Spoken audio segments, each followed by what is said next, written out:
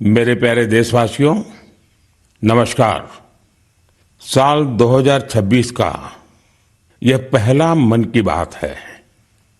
कल 26 जनवरी को हम सभी गणतंत्र दिवस का पर्व मनाएंगे।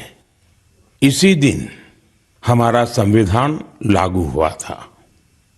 26 जनवरी का ये दिन हमें अपने संविधान निर्माताओं को नमन करने का अवसर देता है। आज 25 जनवरी का दिन भी बहुत अहम है। आज नेशनल वोटर्स डे है, मतदाता दिवस है। मतदाता ही लोकतंत्र की आत्मा होता है। साथियों, आमतौर पर जब कोई 18 साल का हो जाता है, मतदाता बन जाता है, तो उसे जीवन का एक सामान्य पड़ाव समझा जाता है। लेकिन दरअसल ये अवसर किसी भी भारतीय के जीवन का बहुत बड़ा माइलस्टोन होता है। इसलिए बहुत जरूरी है कि हम देश में वोटर बनने का, मतदाता बनने का उत्सव मनाएं। जैसे हम जन्मदिन पर शुभकामनाएं देते हैं और उसे सेलिब्रेट करते हैं, ठीक वैसे ही जब भी कोई युवा पहली बार मतदाता बने तो पूरा मोहल्ला, गांव या फिर शहर एकजुट होकर उसका अभिनंदन करें और मिठाइयां बांटी जाए। इससे लोगों में वोटिंग के प्रति जागरूकता बढ़ेगी। इसके साथ ही यह भावना और सशक्त होगी कि एक वोटर होना कितना मायने रखता है। साथियों, देश में जो भी लोग चुनावी प्रक्रिया से जुड़े रहते हैं, जो हमारे लोकतंत्र को जीवंत बनाए रखने के लिए जमीनी स्तर पर काम करते हैं, मैं उन सभी की बहुत सराहना करना चाहूंगा। आज मतदाता दिवस पर मैं अपने युवा साथियों से फिर आग्रह करूंगा कि वे 18 साल का होने पर वोटर के रूप में खुद को जरूर रजिस्टर करें। संविधान ने हर नागरिक से जिस कर्तव्य भावना के पालन की अपेक्षा रखी है, इससे वो अपेक्षा भी पूरी होगी और भारत का लोकतंत्र भी मजबूत होगा। मेरे प्यारे देशवासियों, इन दिनों मैं सोशल मीडिया पर एक इंटरेस्टिंग ट्रेंड देख रहा हूं। लोग साल 2016 की अपनी यादों को फिर से ताजा कर रहे हैं। उसी भावना के साथ आज मैं भी आपके साथ अपनी एक मेमोरी को शेयर करना चाहता हूं। 10 कूड़ा कचरा और गंदगी ने इस नदी के प्रवाह को रोक दिया था। इसके बाद यहाँ के लोगों ने इसे एक नया जीवन देने का अभियान शुरू किया। नदी की सफाई की गई और उसके किनारों पर छायादार, फलदार पेड़ लगाए गए। स्थानीय लोग कर्तव्य भावना से इस काम में जुटे और सबके प्रयास से नदी का पुनरुद्धार हो गया। साथियों, जन भागीदारी का ऐसा ही प्रयास आंध्र प्रदेश के अनंतपुर में भी देखने को मिला है। यह वह क्षेत्र है जो सूखे की गंभीर समस्या से जूझता रहा है। यहाँ की मिट्टी लाल और बलुई है। यही वजह है कि लोगों को पानी की कमी का सामना करना पड़ता है। यहाँ के कई क्षेत्रों में लंबे समय तक बारिश नहीं होती है। कई बार तो लोग अनंतपुर की तुलना रेगिस्तान में सूखे की स्थिति से भी कर देते हैं। साथियों, इस समस्या के समाधान के लिए स्थानीय लोगों ने जलाशयों को साफ करने का संकल्प लिया। फिर प्रशासन के सहयोग से यहाँ अनंत नीरू संरक्षणम प्रोजेक्ट, इसकी शुरुआत हुई। इस प्रयास के तहत 10 से अधिक जलाशयों को जीवनदान मिला है। उन जलाशयों में अब पानी भरने लगा है। इसके साथ ही 7,000 से अधिक पेड़ भी लगाए गए हैं। यानी अनंतपुर में जल संरक्षण के साथ साथ ग्रीन कवर भी बढ़ा है। यहाँ बच्चे अब तैराकी का आनंद भी ले सकते हैं। एक प्रकार से कहें तो यहाँ का पूरा इकोसिस्टम फिर से निखर उठा है। साथियों, आजमगढ़ हो, अनंतपुर हो या फिर देश की कोई और जगह, ये देखकर खुशी होती है कि लोग एकजुट होकर कर्तव्य भाव से बड़े संकल्प सिद्ध कर रहे हैं। जन भागीदारी और सामूहिकता की यही भावना हमारे देश की सबसे बड़ी ताकत है। मेरे प्यारे देशवासियों, हमारे देश में भजन और कीर्तन सदियों से हमारी संस्कृति की आत्मा रहे हैं। हमने मंदिरों में भजन सुने हैं, कथा सुनते वक्त सुने हैं और हर दौर ने भक्ति को अपने समय के हिसाब से जिया है। आज की पीढ़ी भी कुछ नए कमाल कर रही है। आज के युवाओं ने भक्ति को अपने अनुभव और अपनी जीवन शैली में ढाल दिया है। इसी सोच से एक नया सांस्कृतिक चलन उभर कर सामने आया है। आपने सोशल मीडिया पर ऐसे वीडियो जरूर देखे होंगे। देश के अलग अलग शहरों में बड़ी संख्या में युवा इकट्ठा हो रहे हैं। मंच सजा होता है, रोशनी होती है, संगीत होता है, पूरा तामझाम होता है और माहौल किसी कॉन्सर्ट से जरा भी कम नहीं होता है। ऐसा ही लग रहा है कि जैसे कोई बहुत बड़ा कॉन्सर्ट हो रहा है। लेकिन वहां जो गाया जा रहा होता है वो पूरी तन्मयता के साथ, पूरी लगन के साथ, पूरे लय के साथ, भजन की गूंज। इस चलन को आज भजन क्लबिंग कहा जा रहा है और यह खास तौर पर जैन जी के बीच तेजी से लोकप्रिय हो रहा है। यह देखकर अच्छा लगता है कि इन आयोजनों में भजन की गरिमा और शुचिता का पूरा ध्यान रखा जाता है। भक्ति को हल्केपन में नहीं लिया जाता। न शब्दों की मर्यादा टूटती है और न ही भाव की। मंच आधुनिक हो सकता है, संगीत की प्रस्तुति अलग हो सकती है, लेकिन मूल भावना वही रहती है।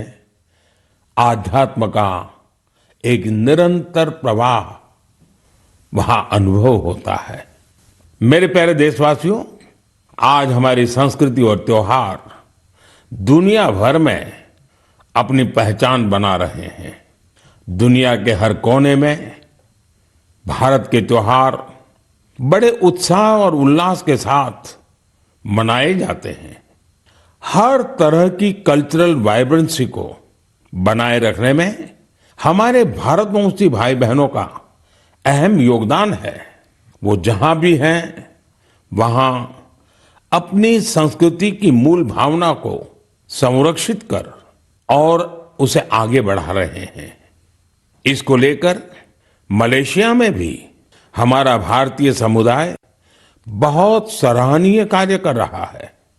आपको यह जानकर सुखद आश्चर्य होगा कि मलेशिया में 500 से ज्यादा तमिल स्कूल है। इनमें तमिल भाषा की पढ़ाई के साथ ही अन्य विषयों को भी तमिल में पढ़ाया जाता है। इसके अलावा यहाँ तेलुगु और पंजाबी सहित अन्य भारतीय भाषाओं पर भी बहुत फोकस रहता है। साथियों, भारत और मलेशिया के बीच ऐतिहासिक और सांस्कृतिक संबंधों को मजबूत करने में एक सोसाइटी की बड़ी भूमिका है। इसका नाम है मलेशिया इंडिया हेरिटेज सोसाइटी।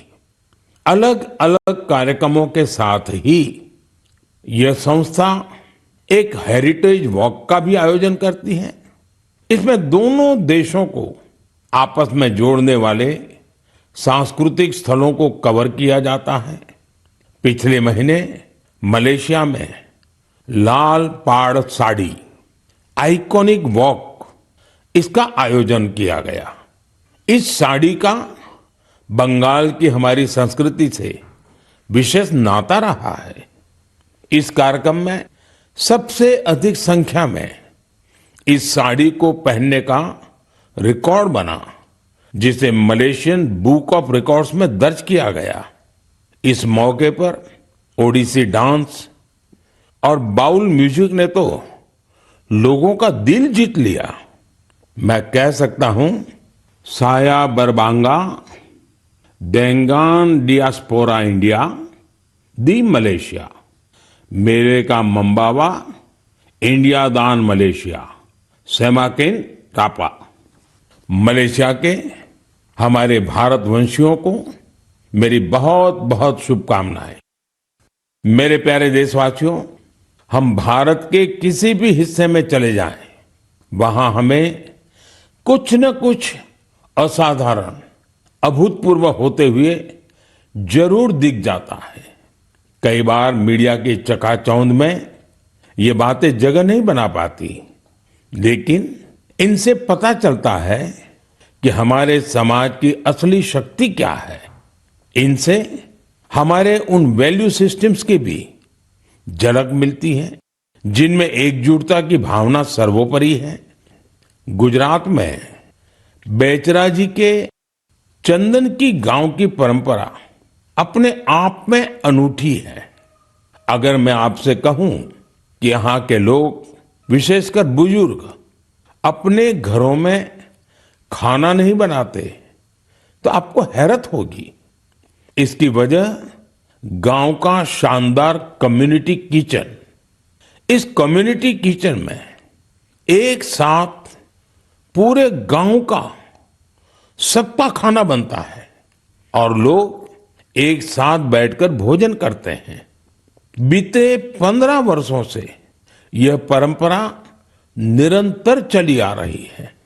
इतना ही नहीं, यदि कोई व्यक्ति बीमार है तो उसके लिए टिफिन सर्विस भी उपलब्ध है, यानी होम डिलीवरी का भी पूरा इंतजाम है। गांव का ये सामूहिक भोजन लोगों को आनंद से भर देता है। ये पहल न केवल लोगों को आपस में जोड़ती है, बल्कि इससे पारिवारिक भावना को भी बढ़ावा मिलता है। साथियों, भारत की परिवार व्यवस्था, फैमिली सिस्टम हमारी परंपरा का अभिन्न हिस्सा है। दुनिया के कई देशों में इसे बहुत कौतूहल के साथ देखा जाता है।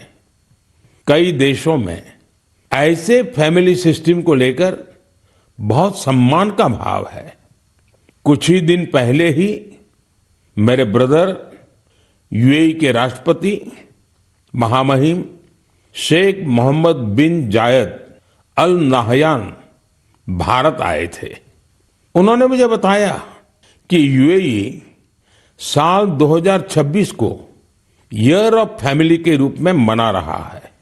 मकसद ये कि वहां के लोगों के बीच सौहार्द और सामुदायिक भावना और मजबूत हो।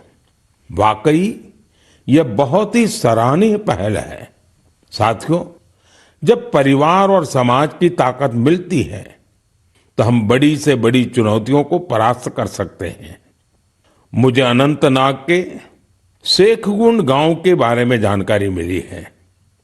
यहाँ ड्रग्स, तंबाकू, सिगरेट और शराब से जुड़ी चुनौतियां काफी बढ़ गई थी। इन सब को देखकर यहाँ के मीर जाफर जी इतना परेशान हुए कि उन्होंने इस समस्या को दूर करने की ठान ली। उन्होंने गांव के युवाओं से लेकर बुजुर्गों तक सभी को एकजुट किया। उनकी इस पहल का असर कुछ ऐसा रहा कि वहां की दुकानों ने तंबाकू उत्पादों को बेचना ही बंद कर दिया। इस प्रयास से ड्रग्स के खतरों को लेकर भी लोगों में जागरूकता बढ़ी है। साथियों, हमारे देश में ऐसी अनेक संस्थाएं भी हैं जो वर्षों से निस्वार्थ भाव से समाज सेवा में जुटी हैं। जैसे एक संस्था है पश्चिम बंगाल के पूर्व मेदिनीपुर के फरीदपुर में। इसका नाम है विवेकानंद लोक शिक्षा निकेतन। ये संस्था पिछले 4 दशक से बच्चों और बुजुर्गों की देखभाल में जुटी है। गुरुकुल पद्धति की शिक्षा और टीचर्स की ट्रेनिंग के साथ ही ये संस्था समाज कल्याण के कई नेक कार्यों में जुटी है। मेरी कामना है कि निस्वार्थ सेवा का यह भाव देशवासियों के बीच निरंतर और अधिक सशक्त होता रहे। मेरे प्यारे देशवासियों, मन की बात में हम निरंतर स्वच्छता के विषय को उठाते रहे हैं। मुझे ये देखकर गर्व होता है हमारे युवा अपने आसपास की स्वच्छता को लेकर बहुत सजग हैं। अरुणाचल प्रदेश में हुए एक ऐसे ही अनूठे प्रयास के बारे में मुझे जानकारी मिली है। अरुणाचल वो धरती है जहां देश में सबसे पहले सूर्य की किरणें पहुंचती हैं। यहां लोग जय हिंद कहकर एक दूसरे का अभिवादन करते हैं। यहां ईटानगर में युवाओं का समूह उन हिस्सों की सफाई के लिए एकजुट हुआ जिन पर ज्यादा ध्यान देने की जरूरत थी। इन युवाओं ने अलग अलग शहरों में सार्वजनिक स्थलों की साफ सफाई को अपना मिशन बना लिया। इसके बाद ईटानगर, नाहरलागुन, दोईमुख, सेप्पा, पालिन और पासीघाट, वहां भी ये अभियान चलाया गया। ये युवा अब तक करीब 11 लाख किलो से अधिक कचरे की सफाई कर चुके हैं। सोचिए दोस्तों, नौजवानों ने मिलकर के 11 लाख किलो कूड़ा कचरा हटाया। साथियों, एक और उदाहरण असम का है। असम के नागांव में वहां की पुरानी गलियों से लोग भावनात्मक रूप से जुड़े हैं। यहां कुछ लोगों ने अपनी गलियों को मिलकर साफ करने का संकल्प लिया। धीरे धीरे उनके साथ और लोग जुड़ते गए। इस तरह एक ऐसी टीम तैयार हो गई जिसने गलियों से बहुत सारा कचरा हटा दिया। साथियों, ऐसा ही एक प्रयास बेंगलुरु में हो रहा है। बेंगलुरु में सोफा वेस्ट एक बड़ी समस्या बनकर सामने आया है। इसलिए कुछ प्रोफेशनल्स एकजुट होकर इस इश्यू को अपने तरीके से सॉल्व कर रहे हैं। साथियों, आज कई शहरों में ऐसी टीमें हैं जो लैंडफिल वेस्ट की रिसाइकलिंग में जुटी हैं। चेन्नई में ऐसी ही एक टीम ने बहुत बेहतरीन काम किया है। ऐसे उदाहरणों से पता चलता है कि स्वच्छता से जुड़ा हर प्रयास कितना अहम है। हमें स्वच्छता के लिए व्यक्तिगत तौर पर या फिर टीम के तौर पर अपने प्रयास बढ़ाने होंगे, तभी हमारे शहर और बेहतर बनेंगे। मेरे प्यारे देशवासियों, जब पर्यावरण संरक्षण की बात होती है तो अक्सर हमारे मन में बड़ी योजनाएं, बड़े अभियान और बड़े बड़े संगठन की बातें आती हैं। लेकिन कई बार बदलाव की शुरुआत बहुत साधारण तरीके से होती है। एक व्यक्ति से, एक इलाके से, एक कदम से, और लगातार की गई छोटी छोटी कोशिशों से भी बड़े बदलाव आते हैं। पश्चिम बंगाल के कुछ बिहार के रहने वाले बेनोय दास जी का प्रयास इसी का उदाहरण है। पिछले कई वर्षों से उन्होंने अपने जिले को हरा भरा बनाने का काम अकेले दम पर किया है। बेनोय दास जी ने हजारों पेड़ लगाए हैं। कई बार पौधे खरीदने से लेकर उन्हें लगाने और देखभाल करने के सारा खर्च खुद ने उठाया है। जहां जरूरत पड़ी वहां स्थानीय लोगों, छात्रों और नगर निकायों के साथ मिलकर काम किया। उनके प्रयासों से सड़कों के किनारे हरियाली और बढ़ गई है। साथियों, मध्य प्रदेश में पन्ना जिले के जगदीश प्रसाद आहिरवार जी, उनका प्रयास भी बहुत ही सराहनीय है। वो जंगल में बीट गार्ड के रूप में अपनी सेवाएं देते हैं।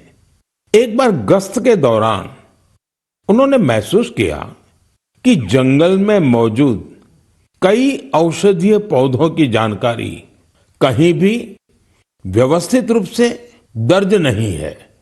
जगदीश जी ये जानकारी अगली पीढ़ी तक पहुंचाना चाहते थे, इसलिए उन्होंने औषधीय पौधों की पहचान करना और उनका रिकॉर्ड बनाना शुरू किया। उन्होंने 125 से ज्यादा औषधीय पौधों की पहचान की।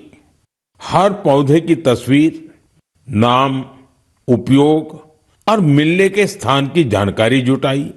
उनकी जुटाई गई जानकारी को वन विभाग ने संकलित किया और किताब के रूप में प्रकाशित भी किया। इस किताब में दी गई जानकारी अब रिसर्चर, छात्रों और वन अधिकारियों के बहुत काम आ रही है। साथियों, पर्यावरण संरक्षण की यही भावना आज बड़े स्तर पर भी दिखाई दे रही है। इसी सोच के साथ देश भर में एक पेड़ मां के नाम अभियान चलाया जा रहा है। इस अभियान से आज करोड़ों लोग जुड़ चुके हैं।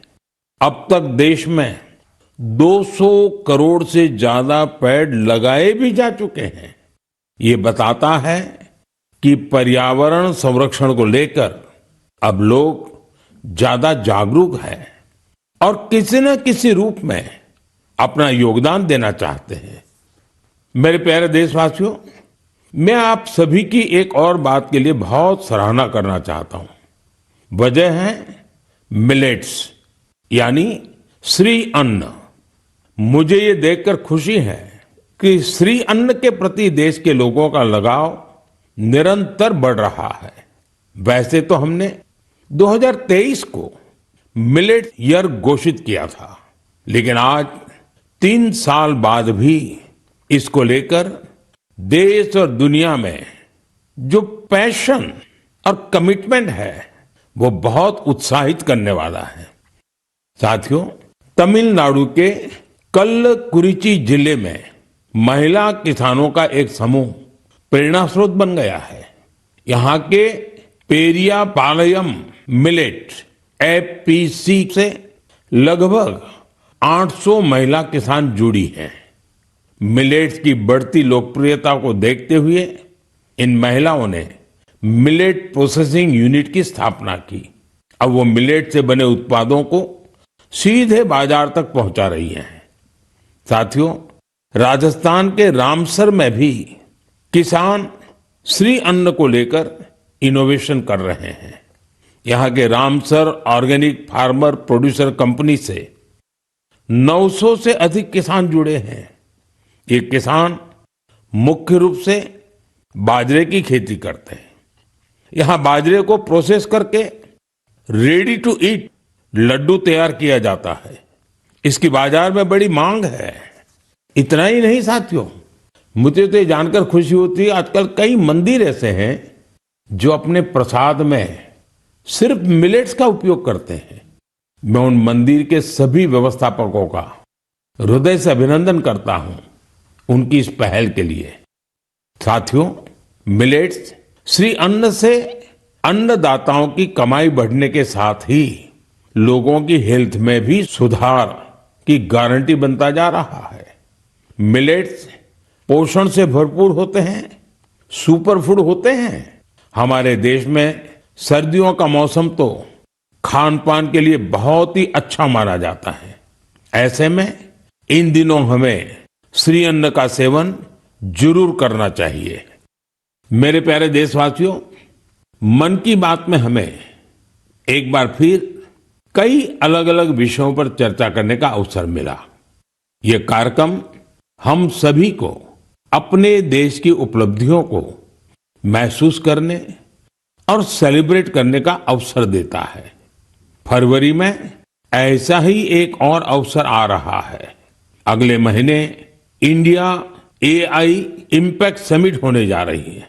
इस समिट में दुनिया भर से, विशेषकर टेक्नोलॉजी के क्षेत्र से जुड़े एक्सपर्ट भारत आएंगे। यह सम्मेलन एआई की दुनिया में भारत की प्रगति और उपलब्धियों को भी सामने लाएगा। मैं इसमें शामिल होने वाले हर किसी का हृदय से अभिनंदन करता हूं। अगले महीने मन की बात में इंडिया एआई इम्पैक्ट समिट पर हम जरूर बात करेंगे। देशवासियों की कुछ अन्य उपलब्धियों की भी चर्चा करेंगे। तब तक के लिए मुझे मन की बात में विदा दीजिए। कल के गणतंत्र दिवस के लिए एक बार फिर आप सभी को मेरी बहुत बहुत शुभकामनाएं। धन्यवाद। तो आप प्रधानमंत्री नरेंद्र मोदी को सुन रहे थे। प्रधानमंत्री नरेंद्र मोदी ने मन की बात कार्यक्रम में कल के गणतंत्र दिवस के लिए शुभकामनाएं दी है। इसके साथ साथ इस 130वें एपिसोड में उन्होंने पेड़ पर्यावरण की बात की, लोगों से विचार उन्होंने साझा किया और बताया कि 2 करोड़ से अधिक हमने पेड़ लगाए। इसके साथ साथ कई शख्सियतों का जिक्र किया जिन्होंने बेहतर काम किया है। मिलेज अनाज की लोकप्रियता के बारे में भी उन्होंने बात की और कहा कि इस श्रीअन्न के प्रति लोगों का लगाव अब बढ़ रहा है और लोग इस मोटे अनाज का इस्तेमाल भी कर रहे हैं। तो आज मन की बात का ये 130वां एपिसोड प्रधानमंत्री नरेंद्र मोदी का था। प्रधानमंत्री नरेंद्र मोदी ने देश के कई इलाकों से जुड़े हुए लोगों, क्षेत्रों का जिक्र किया। इसके साथ साथ गणतंत्र दिवस की उन्होंने बधाई दी और कहा कि तीसरा सबसे बड़ा भारत जो है वो स्टार्टअप हब भी बना। प्रोडक्ट क्वालिटी बेहतर बनाने का संकल्प भी इस दौरान प्रधानमंत्री नरेंद्र मोदी ने लिया है।